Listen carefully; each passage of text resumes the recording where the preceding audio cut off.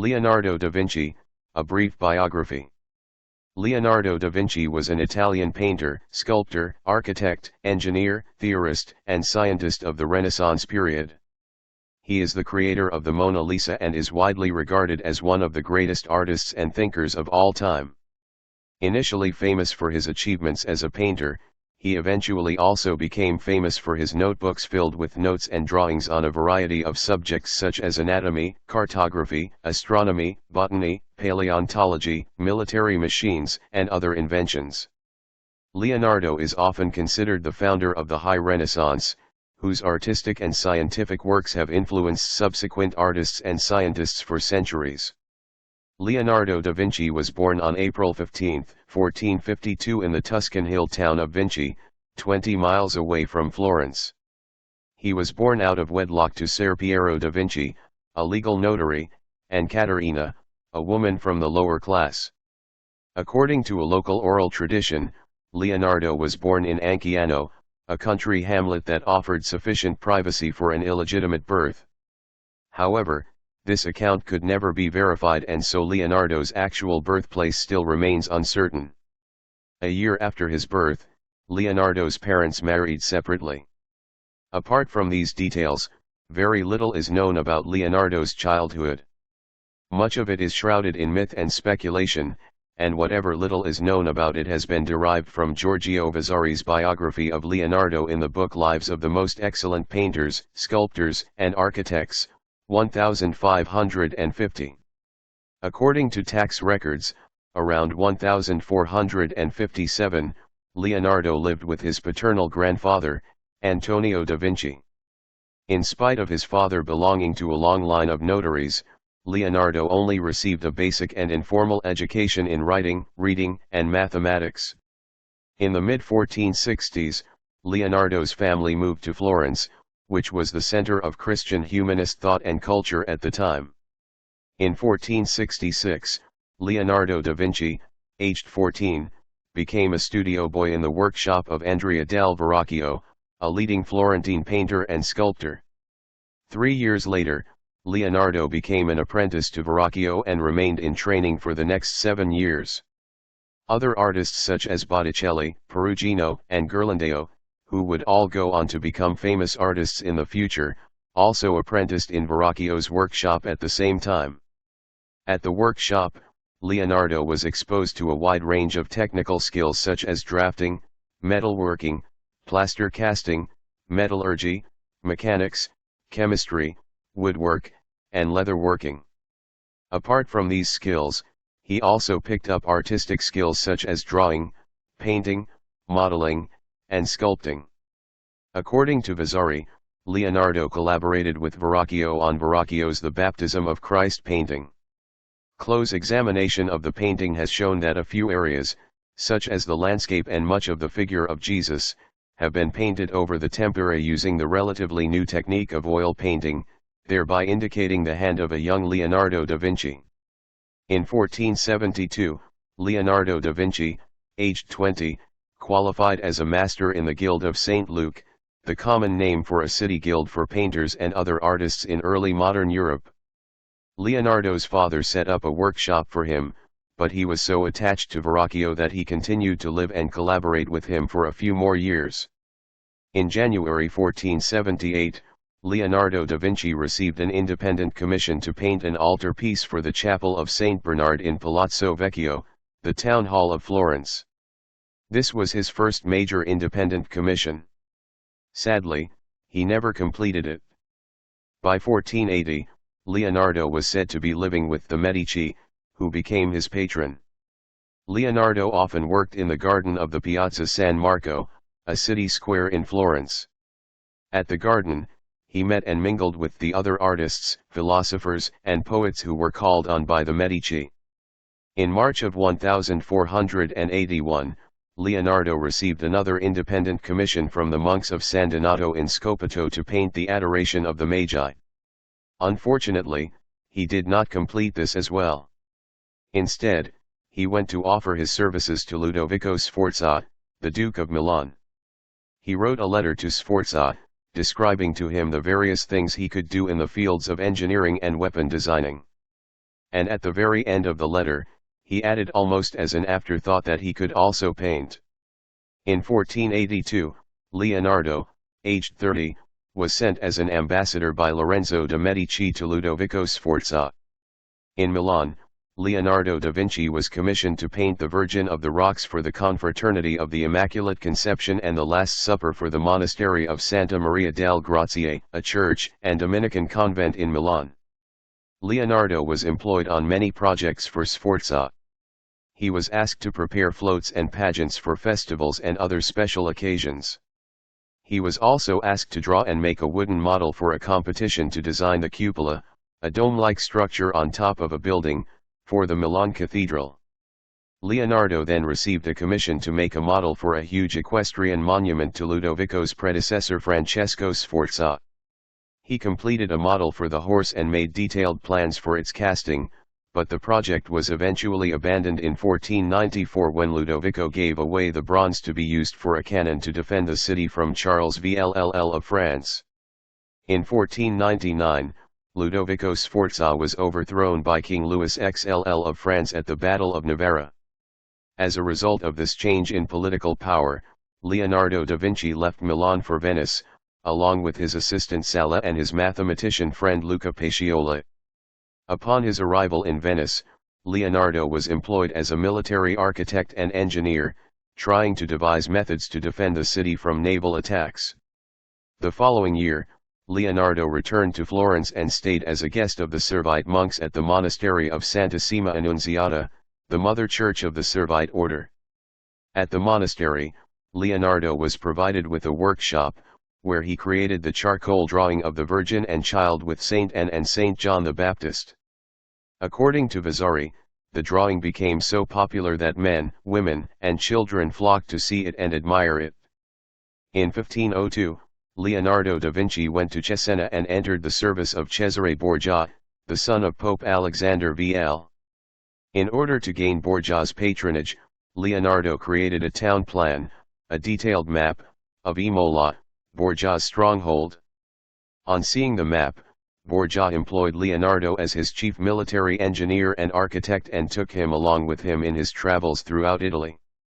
Shortly later, Leonardo also created a map of Chiana Valley in Tuscany, so as to give Borgia a better overlay of the land and a greater strategic position. The map also helped Leonardo in another project of constructing a dam from the sea to Florence, to ensure a steady supply of water in order to sustain the canal during all seasons. In early 1503, Leonardo left Borgia's service and returned to Florence. Upon his return to Florence, Leonardo da Vinci began working on a portrait of Lisa del Giocondo, an Italian noblewoman and member of the Gherardini family of Florence. Giocondo's portrait was commissioned by her husband to Leonardo, on which he would continue to work until his last years. Giocondo's portrait eventually came to be known as the Mona Lisa and became the most famous painting in the world. Leonardo was also part of a committee formed to recommend where Michelangelo's statue of David would be placed. From 1503 to 1505, Leonardo spent his time designing and painting a mural of the Battle of Anghiari, while Michelangelo worked on designing and painting its companion mural of the Battle of Cassina. Unfortunately, neither artist completed their respective murals. The Battle of Anghiari is often referred to as the Lost Leonardo, as the painting in its original form can no longer be found. Some commentators believe it to be hidden beneath one of the later frescoes in the Salone dei Cinquecento, Hall of the 500, in the Palazzo Vecchio, in Florence. In 1506, Charles d'Amboise, the acting French governor of Milan, summoned Leonardo to the city. In Milan, Leonardo received a commission for an equestrian figure of d'Amboise, of which only a wax model survived. It is believed that much like most of his projects, this one too was never completed. The Council of Florence wanted Leonardo to return to Florence to finish the Battle of Anghiari. But he was no longer interested in the project and was given leave at the behest of Louis XLL, who wished to commission Leonardo to make some portraits. After going back to Florence for a brief period to sort out a dispute with his brothers over his father's estate, Leonardo returned to Milan in 1508. In 1512, Leonardo began working on an equestrian monument for Gian Giacomo Trivulzio, an Italian aristocrat who held several military commands during the Italian wars. But once again, the project was abandoned when a confederation of Venetian, Swiss, and Spanish forces invaded Milan and drove the French away. Leonardo remained in the city for a few more months, staying at the Medici's villa in Vaprio di Adda. In September 1513, Leonardo da Vinci made his way to Rome, where he was received by Giuliano di Lorenzo de' Medici, the brother of Giovanni di Lorenzo de' Medici, who assumed the papacy as Leo X in March of the same year. For the next 3 years, Leonardo lived in the Belvedere courtyard in the Apostolic Palace, the official residence of the Pope. It was a place where Michelangelo and Raphael were also active around the same time. Leonardo practiced botany in the Vatican gardens and was once also asked to make plans for the draining of the Pontine marshes. During this period, Leonardo became ill and suffered a stroke, the first of multiple strokes that would one day lead to his death. In October 1515, Milan was recaptured by King Francis I of France. The following year, Leonardo da Vinci entered the service of King Francis I and moved into the manor house Château du Clos-Luce, in France, taking along the Mona Lisa with him. Francis frequently visited Leonardo and was so impressed by him that the two became close friends. Around this time, Francis also commissioned Leonardo to make plans for an immense castle town in Romorantin, a town in the region of Centre-Val de Loire.